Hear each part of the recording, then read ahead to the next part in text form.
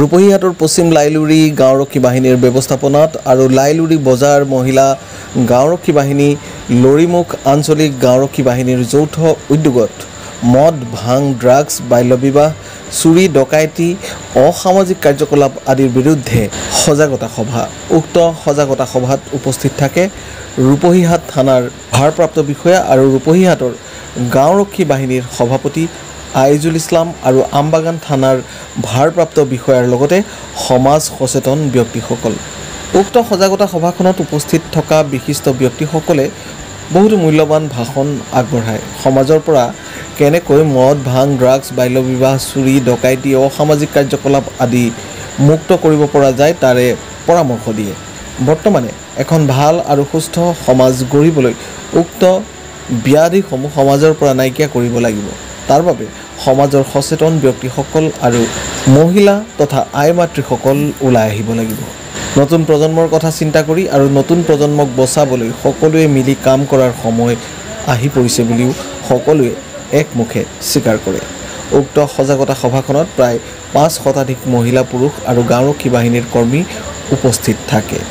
ভালকে মনোযোগ দি কথাখিনি শুনক আৰু আমি সেইখিনি সহায় কৰিব পাৰোঁ সেইখিনি তাতো সন্মানীয় ৰূপহী থানা গাঁওৰক্ষী বাহিনীৰ সভাপতি মহোদয়, সন্মানীয় আমবাগান আৰক্ষী চকীৰ আৰক্ষী বিষয়া মহোদয়, প্ৰথমে মই খালি লাইট আৰু বাহিনী বা আৰক্ষী সজাগতা সভাটো একচুৱেলি আমি পাতি থাকোঁ ৰূপহী গাঁওৰক্ষী বাহিনীৰ ফালৰ পৰা আৰু ৰূপহী থানা কমিটিৰ ফালৰ পৰা প্ৰত্যেক মাহে পতা হয় আৰু নিৰ্দিষ্ট এলেকা ৱাইজ আমি এইটো পাতোঁ।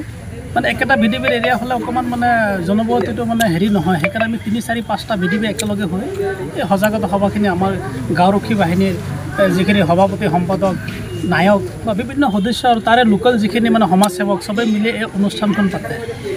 বিশেষকৈ এইটোৰ পৰা আপোনাৰ লাভৱানো হৈছে, হৈও আছে। বহুখিনি মানে সমাজৰ যিখিনি কুকৰ্ম আগৰ পৰা বহুত প্ৰতিৰোধ হৈছে। সমাজত চলি থকা মদ ভাং ড্ৰাগছ এইবিলাক দূৰ কৰাৰ কাৰণে আপোনালোকে কেনেকুৱা কৰাৰ চেষ্টা কৰি আছে? প্ৰয়াস আৰু চেষ্টাটো হ'ল কি চবেই একেলগে ওলাই আহিব লাগিব আৰু ধৰক অকল বিডিবি বা তাৰে লোকেল গাঁওৰক্ষী বাহিনী বা যিখিনি সমাজসেৱক তেওঁলোকৰ ওপৰত বস্তুটো জাপি দিলে নহ'ব। যিহেতু আমি চবেই ওলাই আহিব লাগিব আৰু এই বস্তুটো এনেকুৱা এটা বস্তু চবেই দিলেহে ৰোধ হ'ব। নহ'লে 1-2জন তেনেকুৱা অকল বিডিবিৰ ওপৰত আমি যে ঠেলি দিওঁ যে বিডিবি আছে তাৰে আমাৰ ইয়াৰ লোকেল কিছুমান সমাজসেৱক আছে তেওঁলোকে চাব, তেতিয়াহ'লে মই এটা ভাবোঁ যিটো অসম্ভৱ। মানে সম্ভৱ তেতিয়া হৈ পৰিব চবেই ওলাই আহিব। ঠিক আছে, ঠিক পাৰ হৈছে এইটো আমবাগানৰ দায়িত্ব লোৱা। আজি ভাল লাগিছে এই সজাগতা শিবিৰ পাতি আমাৰ সকলো স্তৰৰ মানুহ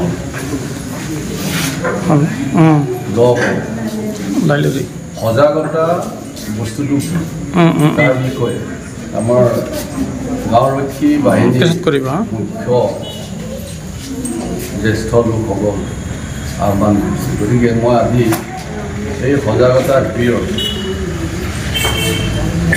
দায়িত্ব চলাই যাবৰ কাৰণে সভাপতি মহোদয়ক প্ৰথমে মই শ্ৰদ্ধা নিবেদন কৰিছোঁ। দ্বিতীয়তে আমাৰ CO ভিডিঅ' মহোদয় আৰু ৰূপহী এলেকাৰ গাঁওৰক্ষী বাহিনীৰ সভাপতি মহোদয় আৰু আজি সজাগতা শিবিৰত উপস্থিত থকা